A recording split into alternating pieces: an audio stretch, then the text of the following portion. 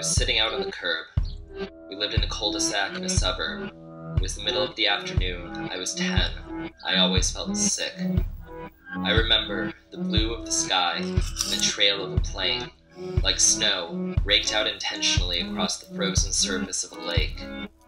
The next-door neighbors were homeschooled, and the oldest ran out into the afternoon to sit next to me. I remember she put her arm around my shoulder, and I was crying, and I said, "I keep thinking my dad's going to be on that next plane. He's coming home to surprise us." I remember that was the reason I ran outside when I heard the engine above us in the first place, and also how in that moment, the stupidity of the sentiment wrung the tears straight from my face.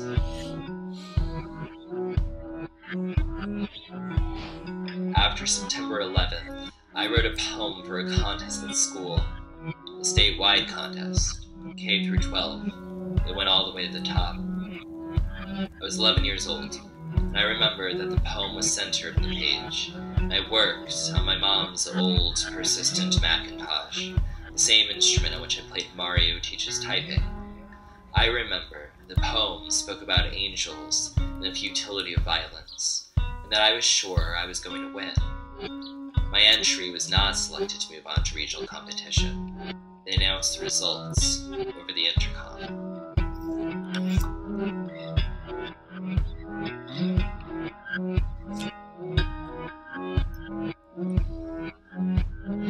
I remember I came home from college after sleeping through a month of classes.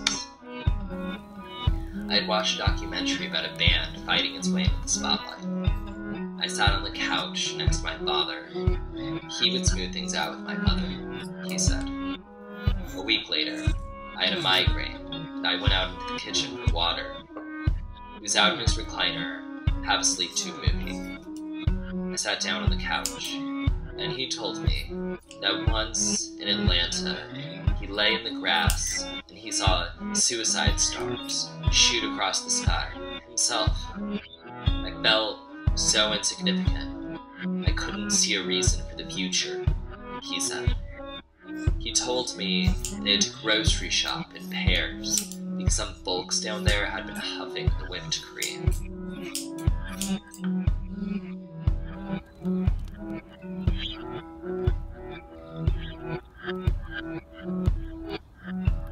When news of the Paris attacks crashed across the internet, I was at a happy hour celebrating Thanksgiving break with my graduate colleagues.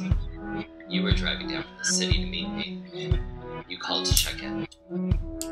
I saw the news after we got off the phone, went around to the tables and told them, one by one, and I remember how each time someone asked, "How many dead?" I said, 30. Then I said, 60. Then I said, they're estimating over 100. I remember you came into town, and we met some of your friends.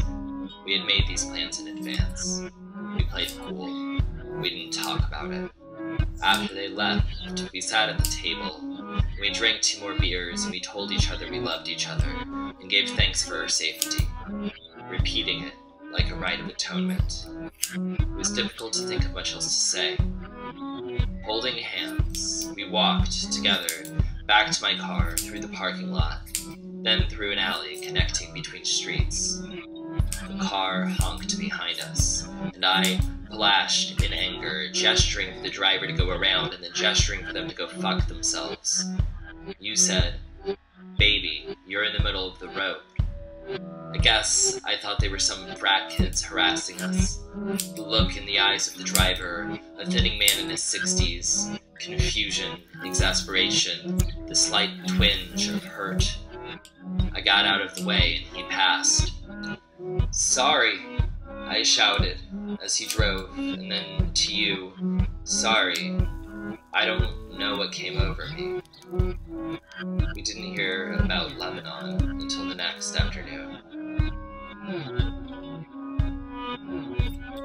The morning after the election, we woke up, and at first it hadn't happened, but our eyes adjusted quickly. Then they sprang open. Then you started to cry. I thought of the way I too often tried to lead you to happiness by applying you with endless solutions. But we lay now, stiff, in the vice of a peculiar weight, with my mouth depopulated. I had no solution to give. It seems that I lucked into you, after I resigned myself to be a locked box, and I need to thank you for worming me open. I didn't even realize it then, as if to be shut, I had to be shut to myself. It is a wonder I am here. It is a wonder we are here. This is a part of the future that was dropped from the sky, although there are other parts, despite the fact that there are other parts.